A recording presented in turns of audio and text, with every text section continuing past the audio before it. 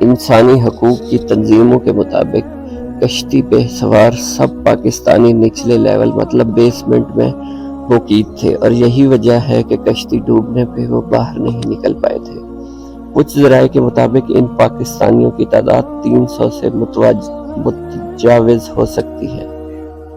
اس کے علاوہ ماہرین کا کہنا ہے کہ کشتی پچھلے 5 دن سے اسی جگہ گھوم رہی تھی، مگر کوسٹ گارڈ ایسی کشتیوں کو ٹیکنیکل بنیادوں پر اگنور کرتے ہیں، جیسے حادثہ ہونے پر کہہ دیا کہ ہمیں اطلاعات لیٹ ملی تھی۔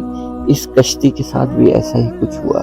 اس ٹیکنیکل اگنورنس کی وجہ ریفوجیز کا یوں بڑی تعداد میں آنا ہے۔ چونکہ یہ کشتی کئی دنوں سے ایسے ہی کھلے سمندر میں گھوم رہی تھی، اس لیے یہاں دستیاب پانی اور خوراک ختم ہو چکے تھے، اور لوگ پانی میں گھرے ہونے کے باوجود پانی کو ترس رہے تھے۔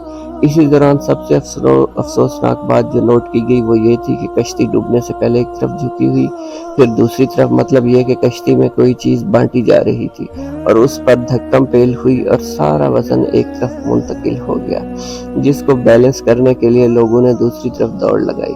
اسی دوران جو کچلے گئے ہوں گے وہ امیجن نہیں کیے جا سکتے، اور یوں کشتی ڈوب گئی۔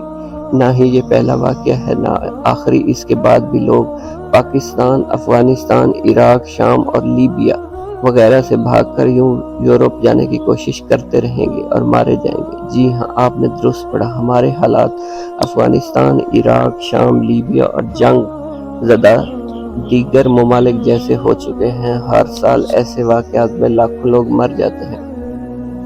لیگر طریقہ سستا لیکن کافی کٹھن ہے، اور ہر شخص M Phil P H D کرنے کے لیے وہ طریقہ نہیں اپنا سکتا۔ اس لیے سب سے آسان طریقہ کشتی کے ذریعے بھاگنا ہے۔ اب جب کہ کسی نوجوان میں ایک کام کا جنون ہو اور اسے کام کرنے کا موقع نہ مل رہا ہو، تو وہ غیر قانونی راستے سے بھاگ کر جان داؤ پر لگا کر کام کے لیے جانا پسند کرے گا۔ المیہ یہ ہے کہ آزادی ایک ساتھ لینے کے باوجود آج پاکستان کے نوجوان کشتیوں میں ہجرت کرتے ڈوب رہے ہیں، اور ہندوستانی نوجوان ہر بڑی کمپنی کے سی ای او سے لے کر تمام پوزیشنز پر جمے بیٹھے ہیں۔ پولیٹیکل سٹیبلٹی ایک ایسی چیز ہے جس نے یہ تفریق اور خلیج پیدا کر دی ہے۔ اگر ہمارے وزرائے اعظم اپنی مدتیں پوری کرتے تو شاید ایسا نہ ہوتا۔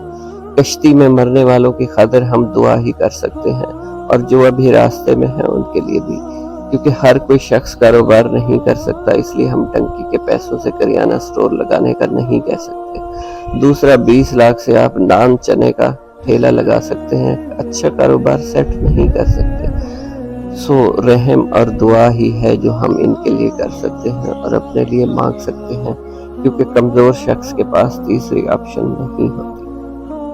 سٹوری اچھی لگی ہو تو چینل سبسکرائب کرنا مت بھولیے گا۔